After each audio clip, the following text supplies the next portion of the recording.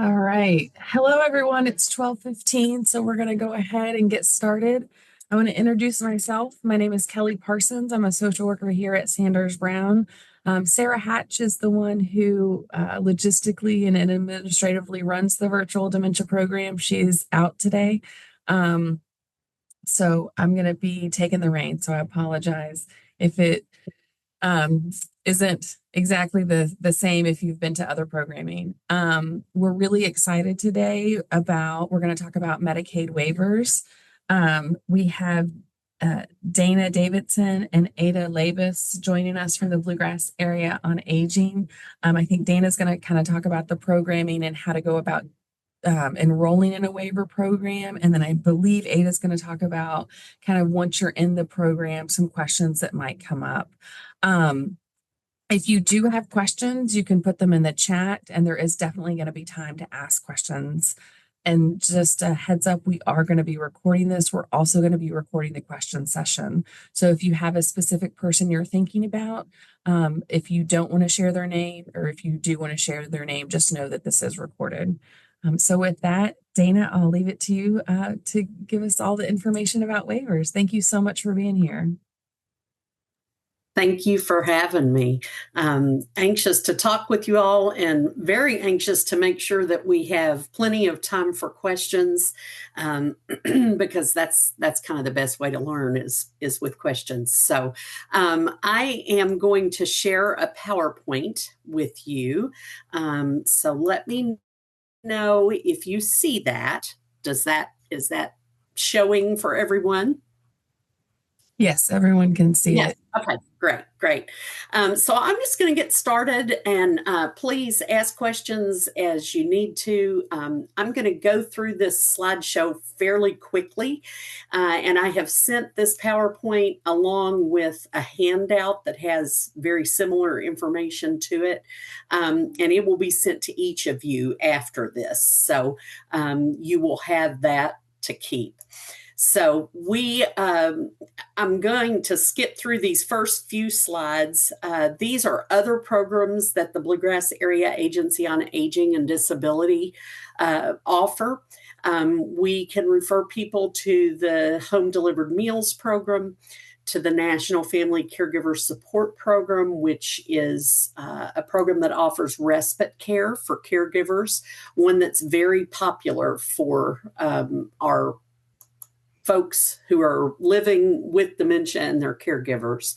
We offer a Kentucky home care program, and then, of course, we offer the Medicaid waiver programs. So that's what we want to talk about today. The ADRC process, we have a professional referral form that you can find online to complete and send to us if there's a referral that you want to make, or you can call and either get our front office person or leave a voicemail at that number, the 866 number. We are running about 7 to 10 days behind in getting to people. So when you call and make that referral, it goes into a queue into our book, and we pull those, first come, first serve. So just to let you know, there are a few days before we get to it. And we take in about 2,200 calls a month.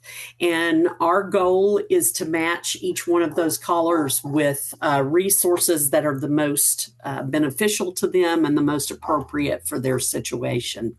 This is a copy of the professional referral form. And as I said, that can be found on our website to be filled out. So let's look at just the process of applying for basically any waiver. And I apologize, my dog is going nuts in the other room, so you'll hear him barking. I apologize for that. Anyway, after the referral is made, we will contact the client. The client has to either have active Medicaid or they have to have applied for a Medicaid not approved, but they have to have started the Medicaid application.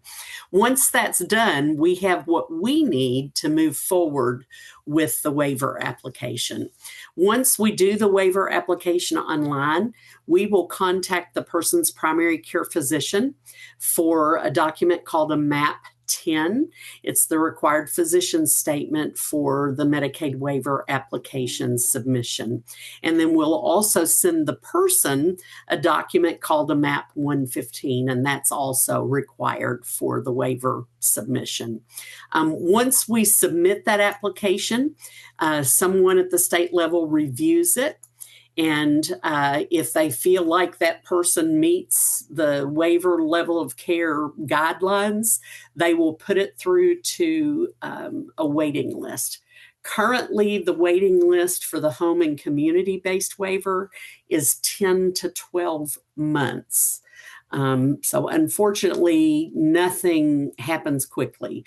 So the home and community-based is 10 to 12 months. If you're looking at a Michelle P. waiver or a Supports for Community Living waiver, those wait lists are more like 6 to 8 years.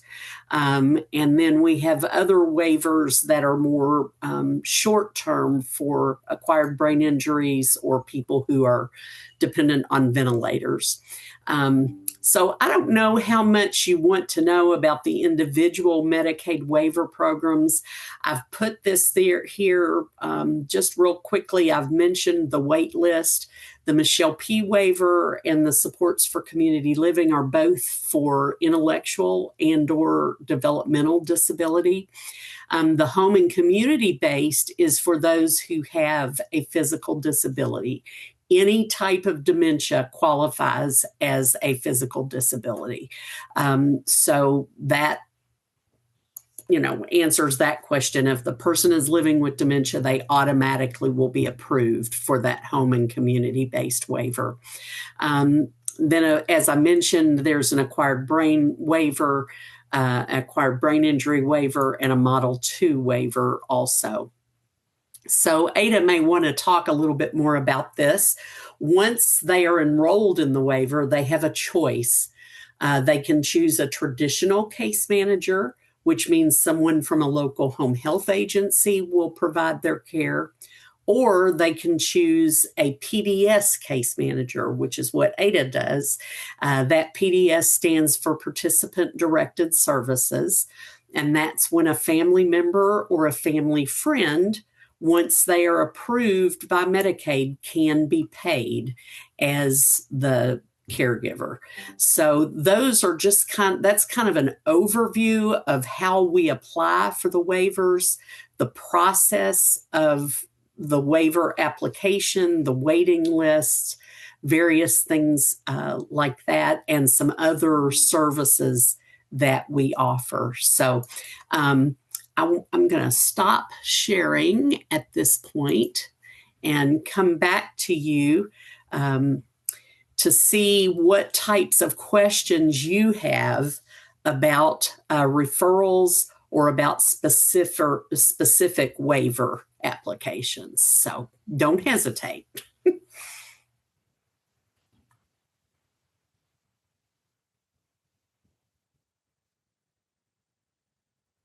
We do know that the PDS is offered through the Bluegrass Ad and many other agencies for the home and community-based waiver.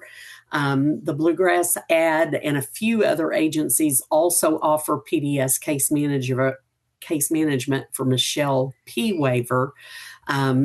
And then Ada can answer that question. I do not think we do PDS for SCL anymore, but she can answer that question for you. And then, of course, some of the waivers do not allow a PDS option. The Model 2 waiver does not offer a PDS option. There are two new waivers that just began January 1st. That's the child waiver and the iRise waiver. And those, the child waiver is for children who have severe mental illness or severe developmental and intellectual disability. to the point where they would be appropriate to be housed in a facility. The I-RISE waiver is for adults 18 and over who have severe mental illness and do not have accompanying intellectual, developmental, or physical disabilities. So I think I saw some. I think there was a question about how many hours a week waiver will pay for in-home caregiving services. So I can speak on that. Okay. And we do only provide services for case management for HCB waiver and the Michelle P waiver. So we do not do SCL. Yeah, I think New Vista does SCL, and New Vista also is the only provider for the acquired brain injury for PDS. Gotcha. So, go ahead, Ada. I'm sorry. You're fine. Okay, so it depends on kind of what the needs of that participant are. So Michelle P is limited to 40 hours a week of all combined services. And then those depend on what the need of the participant is and who their caregiver is going to be. So each participant in our program usually has some level of natural supports, and those account into, as well as the age of the participant. HCB waiver is maxed at 45 hours a week. So depending on what level of care they need and how many caregivers they can have up to 45 hours a week. One employee for waiver can only work 40 hours. So at 45 hours, you would have to have 2 individuals hired to provide those services. Both waivers have respite care. So that is if the participant cannot be left alone and the primary caregiver needs a break, there is also the respite care that can be added, and that's a one-time only. So the regular hours are weekly, and then the respite care is a yearly amount, and you can use that as needed throughout the year. But once that amount is used, it's gone for until the next level of care. Mm-hmm. And that what gets difficult there is that the hours can be used, as Ada said, for many different things. So if you have someone that wants to go to a day program, for instance, one day a week or 2 days a week, it will pay for that day program, but that's going to take 16 of the 40 hours. Right. So it's not all in-home care. If they have a doctor's appointment and the caregiver accompanies them to the doctor's appointment, that is counted toward those hours too. So that in-home care, it's kind of hard to put a figure on that because it really depends on the client and what their needs are. So, yeah, because grocery shopping, pharmacy pickup, and then medical appointments would be outside of the home and doesn't require the individual to be a present for the grocery shopping and the pharmacy pickup. But of course, medical appointments, we can pay for transportation and escort depending on their level of need during those appointments. Mm-hmm. And luckily, we have Bluegrass Ad used to be the only provider for PDS, and the wait lists were enormous. It was a year or more. Yeah. Now there are several other agencies who offer that PDS case management, or they're just now getting into it. So now that PDS option is much more readily available to people who want it. So yes, and I do believe the state is working on updating the provider list for each county. So hopefully they'll have new provider lists, and we won't just be the only one listed. I will kind of speak on, once you get your waiver spot, we usually suggest getting traditional services started because PDS does take a lot longer to get involved and get your spot in that, such as like our wait list. We have 17 counties that we serve in the Bluegrass. So depending on the availability in the county is kind of how we determine who gets the next spot. So we do have some counties that are full, and until someone either moves out, goes to traditional, or they pass away is usually when we have an opening. So we can't just take you as on who's the next on the wait list. But like I said, there are other PDS options available now. So that does help tremendously to take down some of that wait list time. Can you explain? I'm sorry. Go ahead. I do have a question. Can you explain a little bit the difference between traditional and a PDS, or a participant directed service? Yeah, so traditional services usually can provide a little bit different services than what PDS can provide, because like I said, there's that natural support system in place, and So traditional services would be an agency is hired, you go over the assessment the same way we would with PDS services and kind of look at what the needs are of that participant. And there is no involvement of someone managing those services. So with participant-directed services, the participant themselves, if they're capable of managing the services, which means they have to help fill out paperwork, they approve the timesheets, they are the ones that are hiring and training their employees. There's not that aspect with traditional. So it's a lot less hands-on by the participant or their family-appointed representative. So participants might not be able, which most people with living with dementia do not have the capabilities of managing their services, so they would appoint a representative, a trusted person that would assist with those services. The representatives are not paid. It's a non-paid requirement.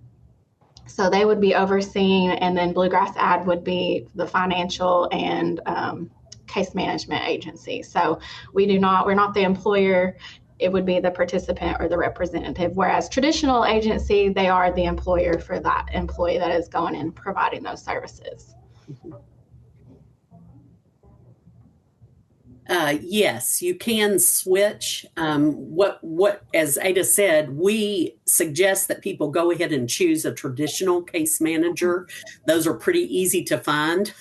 And then once a PDS spot does become available, the case managers actually do the switch. The client just lets them know they want to switch, and the case managers take care of that.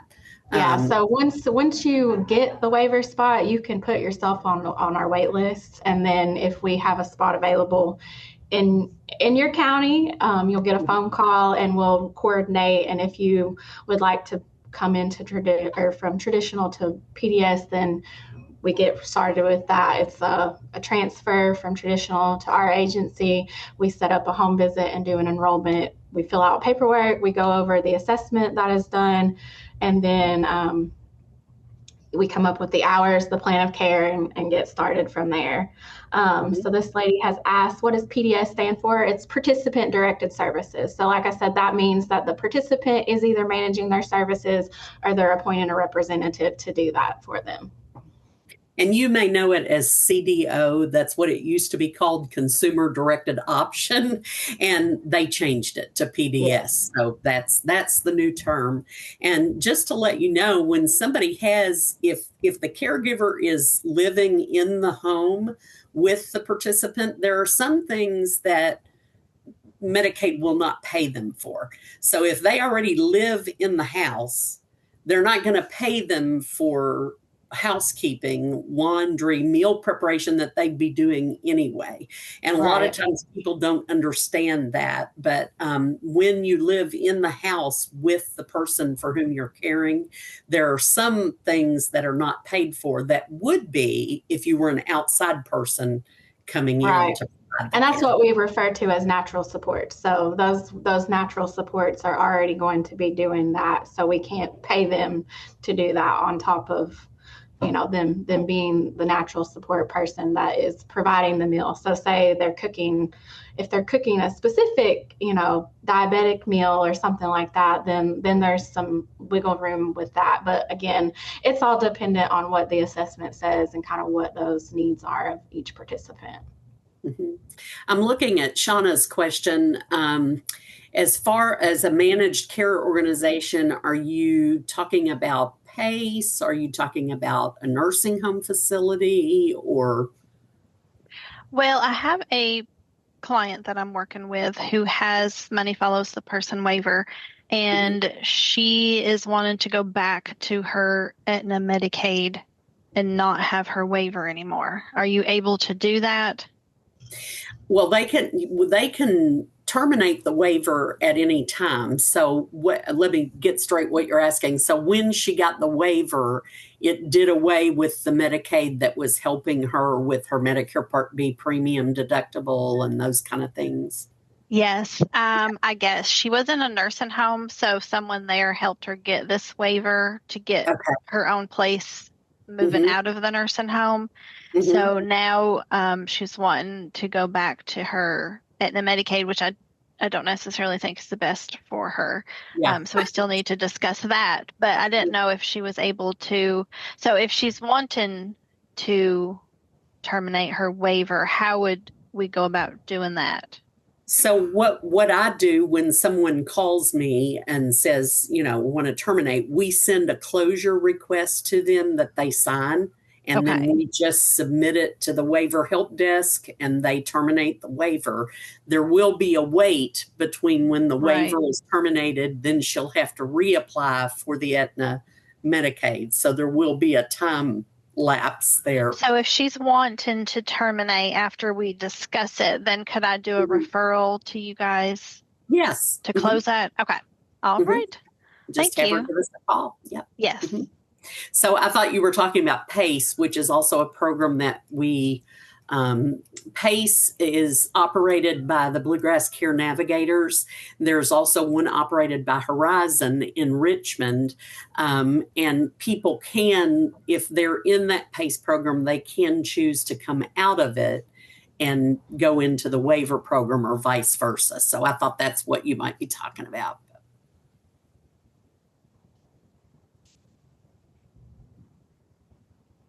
Can you talk about a MAP 10 and just what people need, who needs to sign it, and then a little bit about what the requirements are, kind of physicality, activities of daily life to get a waiver, particularly the home and community-based one?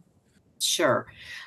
So the MAP 10 is the required physician statement for the waiver submission. If they come to our agency, we usually fax that to the doctor and we work with the doctor to get that back. The MAP 10 is basically just a list of their diagnostic codes, and then the doctor signs it and dates it and sends it back to us.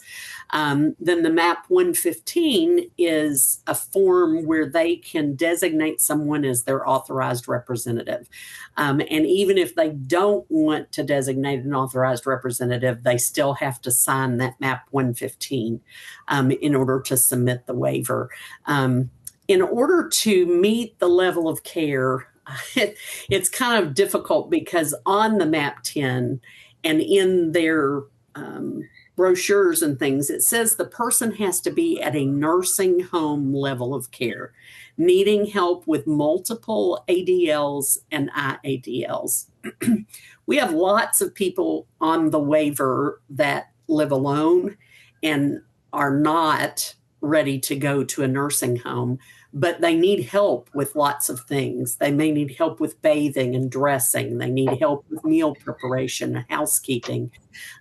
So as long as they need assistance with 3 or more activities of daily living, and also probably the same number of independent activities of daily living, they will probably qualify.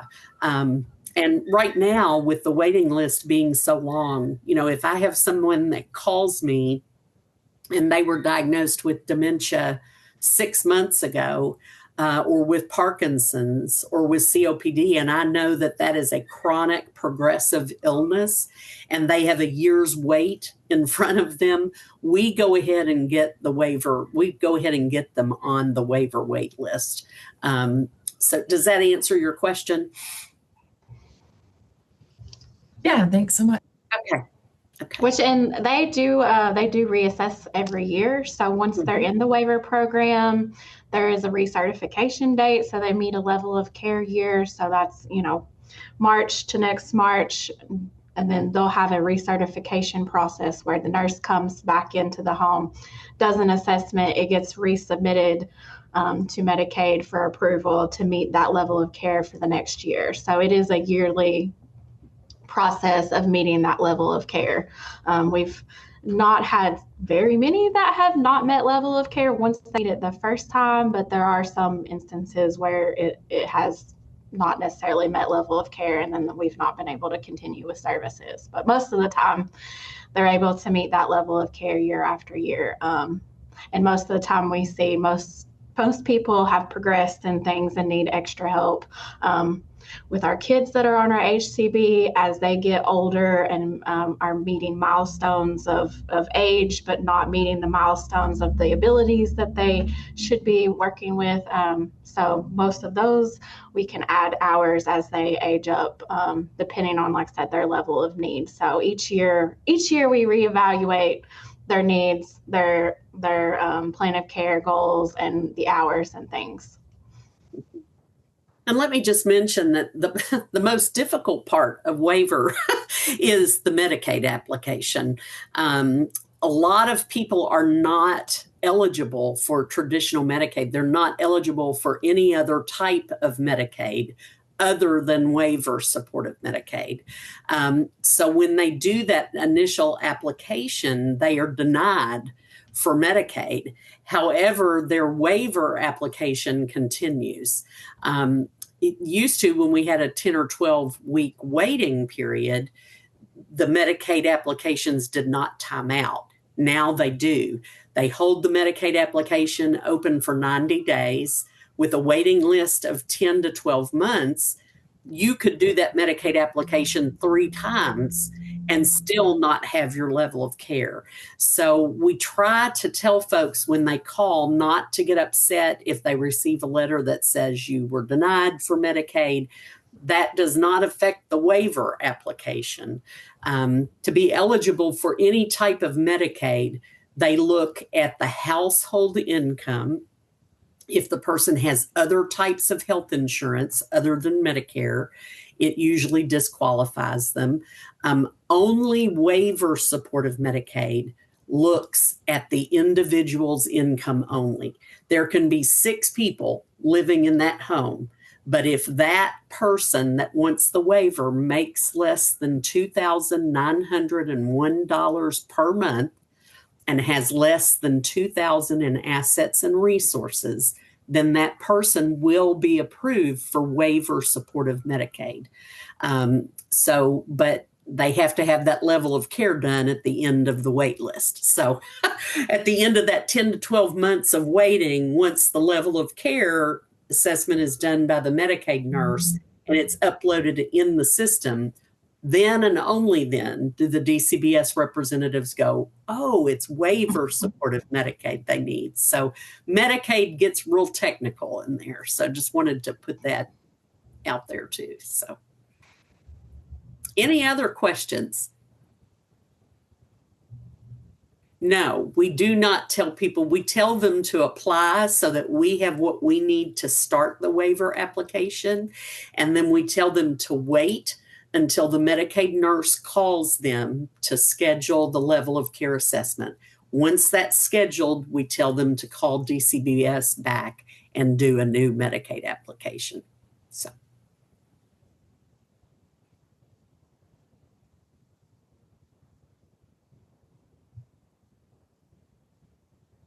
Any other questions? Yeah, you had mentioned a authorized representative. Mm-hmm. How do they have to have like power of attorney over these people, or or they just fill out the form? How does that work? Well, the authorized representative, if the person can sign. So say I wanted to be the authorized representative for my mother, and she had dementia, but she was in the early stages, and she can sign her name. That's all they need is her signed name and my signed name. If the person is not able to sign, then they do have to have a copy of the power of attorney or the guardianship papers, except in the case of children 18 and under, and then the parent can just sign for them. So you don't have to have power of attorney or guardianship if the person can still sign for themselves. Which, and I think your authorized representative is different from the representative that would be appointed with PDS services. It is. She's talking about an authorized rep that would do application and work with our ADRC office and Medicaid and whatnot. So the representative for PDS services does not have to have power of attorney or guardianship. We do have instances where there are people that do that, but sometimes, it can be husband or wife, or, just someone that participant trusts or their family has appointed to be that role. Mm-hmm. And they do not accept like conservator, medical proxy. It does need to be a power of attorney if the person is not able to sign for themselves on that document. And we've run into some problems because, a lot of times a wife is the caregiver for her husband. She doesn't have power of attorney. But if he can't sign for himself, they're now requiring that she have that documentation, which is kind of silly, but that's kind of a new thing they're requiring. So we recommend everybody get a durable power of attorney as soon as they can. No one is going to make decisions for you with a power of attorney. That's there to use if you are not able to make your decisions. So, I plan on doing one with my kids very soon, just in case. So. There is an overriding durable power of attorney that covers both medical and financial. It just depends on what the lawyer drafts up or what you draft up on, Yes. because there are websites that you can get power of attorneys as well. Right. Mm-hmm.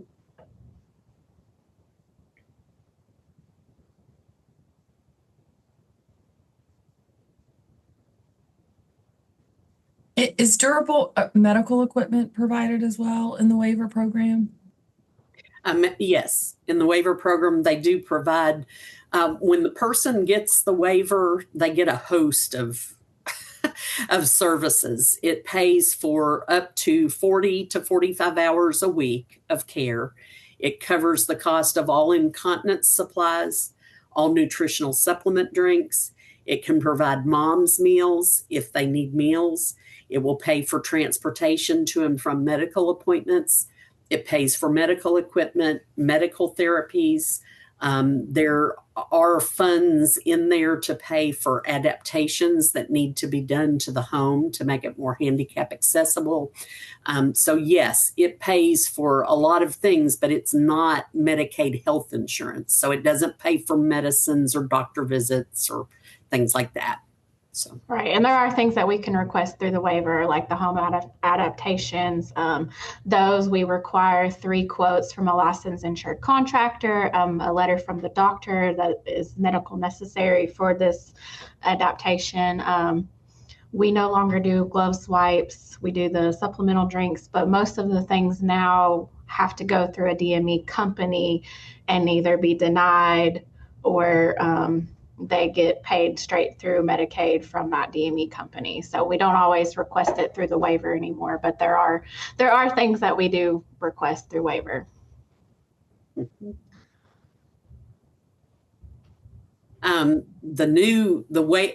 question, could you apply for the waiver with a mental illness diagnosis? They have seen that is a missing or was missing in our current waiver situation. You either had to have a physical disability, a developmental disability, or an intellectual disability. And someone who's dealing with severe mental illness doesn't have any of those. That is the purpose of the new RISE waiver. It is not a 1915C waiver. It is an I waiver. So you have to make those referrals directly to the RISE initiative program, but they are specifically for adults 18 and over that have severe mental illness. The goal is to keep them in the community, but to offer very unique resources to keep them there.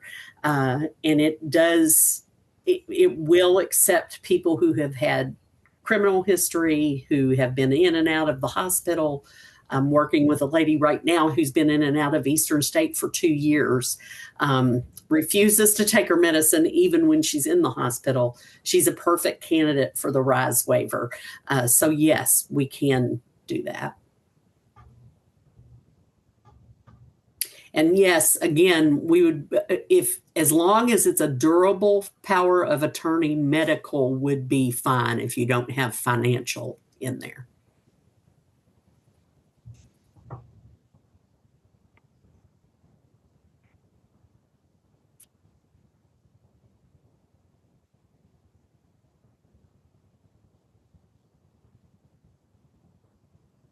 We've got a few minutes left. Are there any other questions for people about waivers or how to do the waivers? I think for people who might be seeing this on the recording on our website, where can people go if they're not in the Bluegrass area on Aging and Independent Living District? How can they find out where their area on aging is?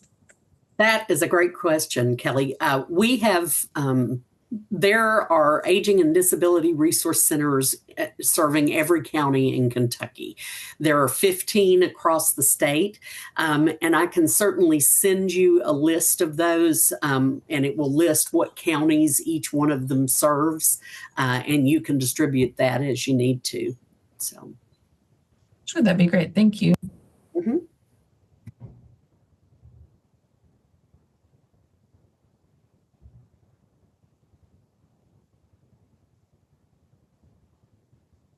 And don't forget that we have those other options for you too, other than waiver.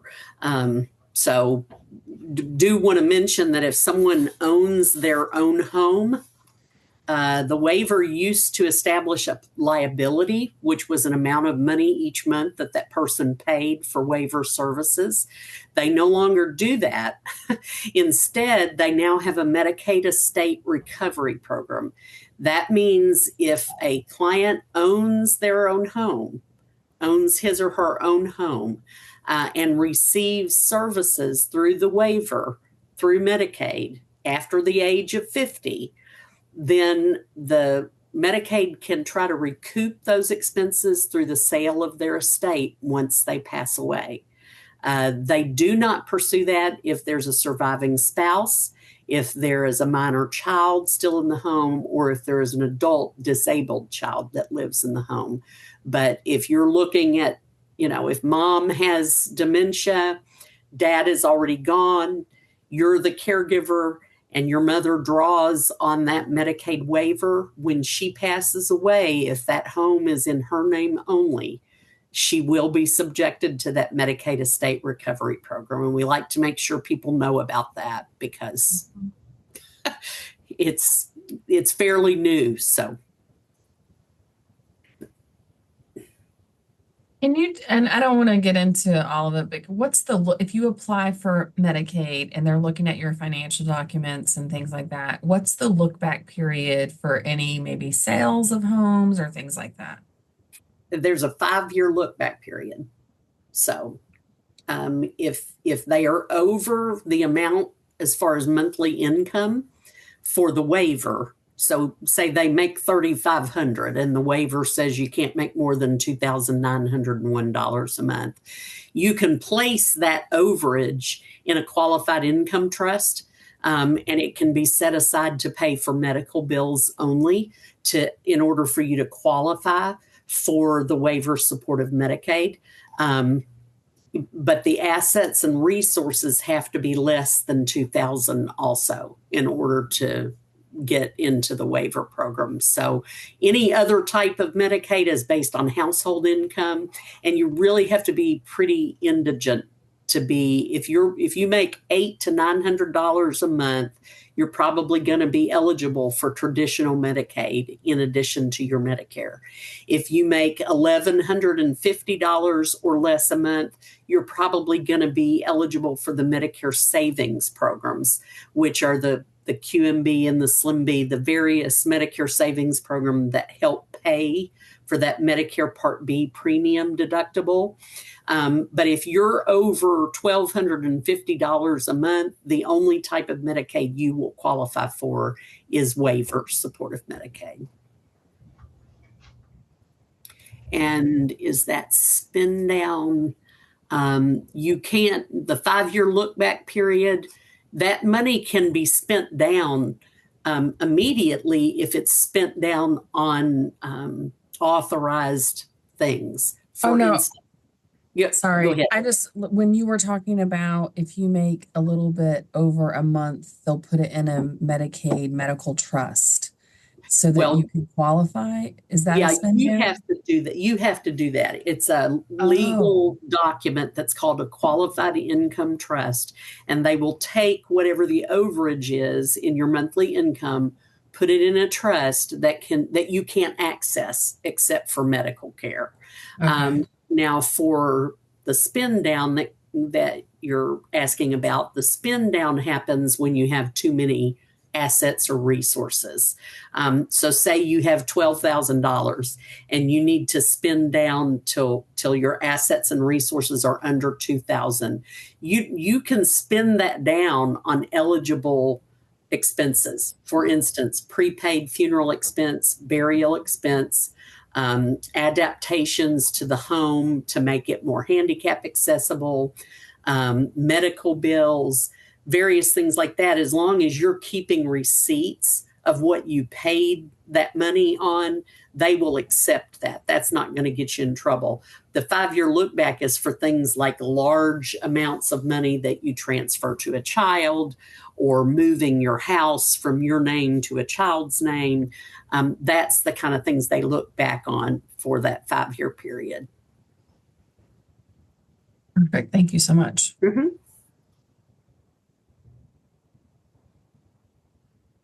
All right. Any final questions or final thoughts?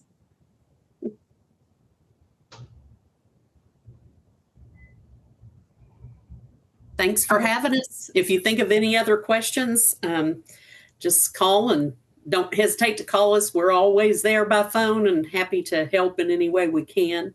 I will send that list of ADRCs across the state by county. And then you'll also get the handout that's kind of a cheat sheet for PDS and waiver, and a copy of the PowerPoint presentation too. So.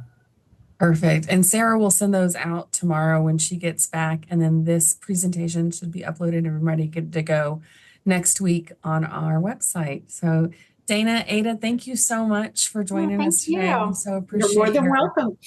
your expertise in this field. It can get very confusing. So Yes, it does. Happy to do it. Y'all have a great rest of the week, and March is coming. So Yes. there we go. All Happy right. spring. Thanks. You too. All right. Bye. Thank you. Bye-bye.